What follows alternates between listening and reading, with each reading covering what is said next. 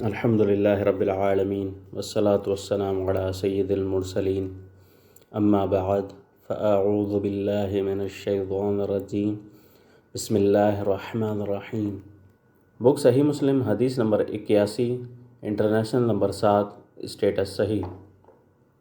اسحاق بن ابراہیم حنظلی نے بیان کیا، کہا میں نے عبداللہ کے اصحاب شاگردوں میں سے ایک سے سنا، کہا ابن مبارک نے فرمایا بقیہ اچھا آدمی ہے، اگر یہ نہ ہوتا کہ وہ ناموں کو کنیتوں سے بدل دیتا ہے اور کنیتوں کو ناموں سے۔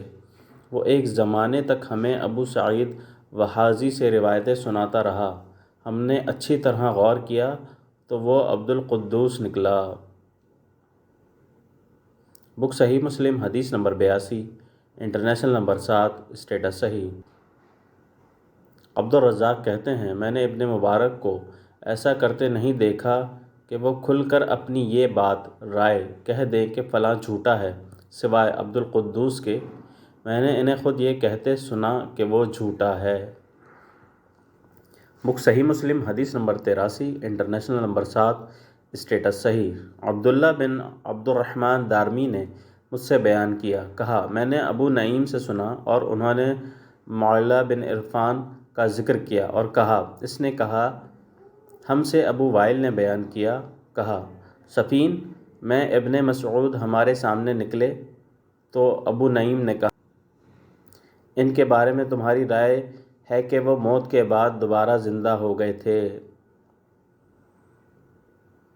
بک صحیح مسلم حدیث نمبر 84، انٹرنیشنل نمبر 7، اسٹیٹس صحیح۔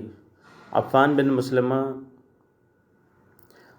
بن مسلم سے روایت ہے، کہا ہم اسماعیل بن علیہ کے ہاں تھے تو ایک آدمی نے ایک دوسرے آدمی سے روایت بیان کی، میں نے کہا وہ مضبوط ثقہ کا ہم پلہ نہیں، تو اس آدمی نے کہا تم نے اس کی غیبت کی ہے۔ اسماعیل کہنے لگے انہوں نے اس کی غیبت نہیں کی بلکہ حکم فیصلہ بیان کیا ہے کہ وہ ثبت نہیں ہے۔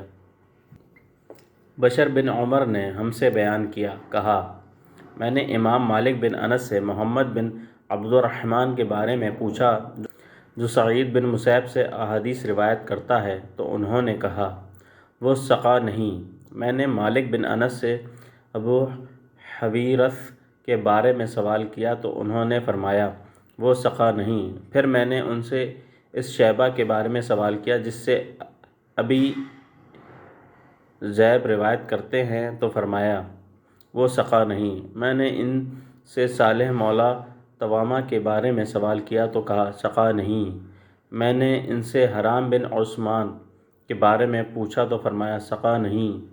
میں نے امام مالک سے ان پانچوں کے بارے میں پوچھا، انہوں نے فرمایا یہ سب حدیث کے بیان کرنے میں ثقہ نہیں۔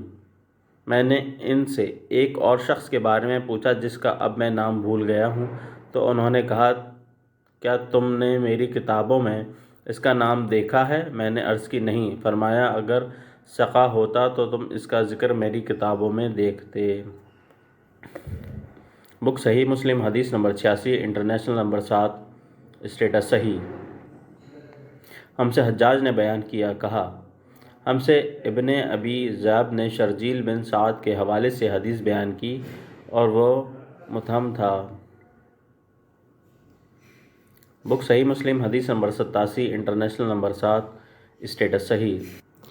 ابو اسحاق طالقانی کہتے ہیں میں نے عبداللہ بن مبارک سے سنا، کہہ رہے تھے ایک وقت تھا اگر مجھے اختیار دیا جاتا کہ جنت میں داخل ہوں یا عبداللہ بن محرر سے ملوں تو میں اس کا انتخاب کرتا کہ پہلے میں اس سے مل لوں پھر جنت میں جاؤں گا۔